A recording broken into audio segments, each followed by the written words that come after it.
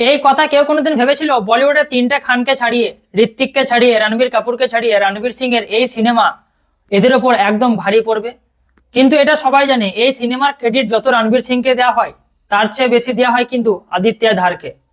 আদিত্য ধার বলিউডে বানিয়েছে ধুরন্ধর আর হয়ে গেছে চমৎকার। বক্স অফিসে এরকম সুনামি হয়তো এর আগে কখনো দেখোনি, আর এর পরেও কোনোদিন দেখবে না। এই সিনেমার ক্রেজ এতটাই, মানুষ টিকিট না পেলেও হয়তো মনে হয় মানে মাটিতে বসে সিনেমা দেখে নিয়েছে।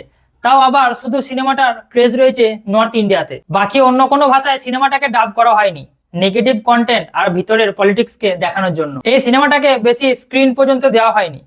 কিন্তু কি বলতো, পাবলিক ভালো সিনেমাকে, ভালো কন্টেন্টকে ততটাই সাপোর্ট করে যতটা কোনো মা বাপ করে তার ছেলেকে স্কুলে ফার্স্ট হবার পর। কচ্ছপের গতিতে শুরু করা এই কালেকশন নিয়ে অনেক মানুষের প্রশ্ন ছিল যে এর কালেকশন যে এরকম ভাবে চলছে, সে কি নিজের বাজেট রিকভার করবে?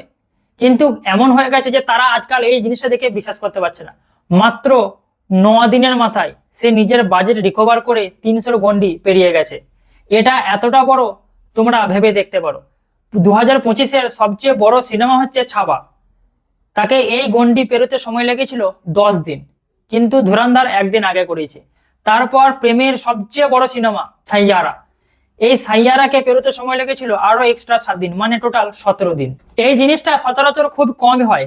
কোন সিনেমা প্রথম সপ্তাহে যেটা কালেকশন করেছে তার দ্বিতীয় সপ্তাহের কালেকশন প্রথম সপ্তাহ থেকে বেশি, কিন্তু ধুরন্ধরের কাছে ইম্পসিবল বলে কোনো শব্দই নাই। আদিত্য ধার বলিউডের ইতিহাসে এক নতুন অধ্যায় লিখেছে, কারণ পুরো বলিউড তার কাছে হেরে গেছে। তার এই সিনেমা বলিউডের ইতিহাসের সবচেয়ে বড় সেকেন্ড স্যাটারডে ইনকাম করে দেখিয়েছে। শুধু যদি এটা হয়েও থেমে যেত তাহলেও হতো।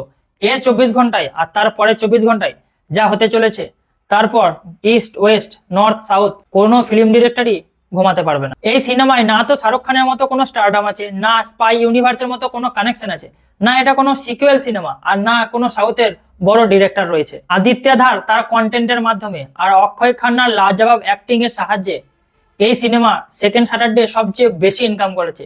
কত শুনবে, অবাক হয়ে যাবে, প্রায় 54 কোটি টাকার মতো।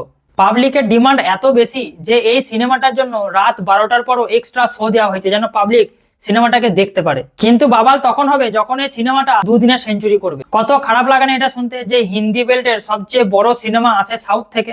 হ্যাঁ, তোমরা ঠিকই ধরেছো, আমি পুষ্পা 2 এর কথাই বলছি। স্ত্রী 2 600 কোটির গন্ডিকে জাস্ট টাচ করে নিচে নেমে এসছে, আর ছাবা তো 550 কোটিতেই আটকে গেছে।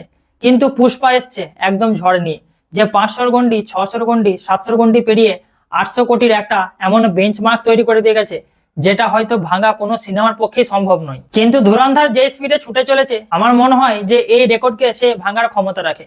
কারণ স্ত্রী 2 আর ছাবার কালেকশনকে সে খুব তাড়াতাড়ি ভেঙে চুরমার করে দিয়ে এগিয়ে চলে যাবে। 600 কোটি তো কেউ আটকাতে পারবে না, কারণ এরপর বড় যে সিনেমাটা আছে সেটা হচ্ছে বর্ডার 2, জানুয়ারি মাসের 23 তারিখে।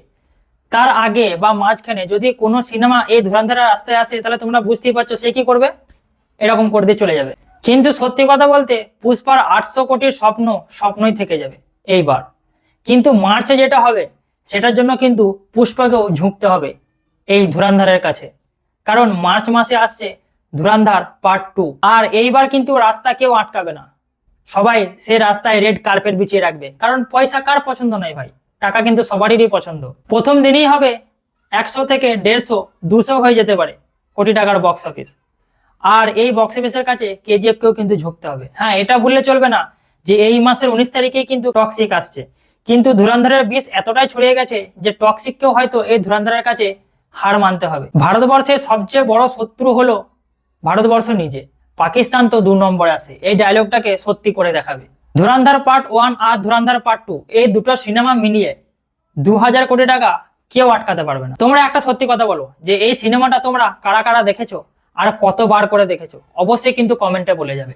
আর আমার এই ভিডিও ভালো লাগলে একটা লাইক করো, চ্যানেলে নতুন হলে সাবস্ক্রাইব করো, যেন এরকম ভিডিও তোমাদের কাছে আমি আরো নিয়ে আসতে পারি। তাহলে দেখা হচ্ছে তোমাদের সঙ্গে আবার পরের ভিডিওতে।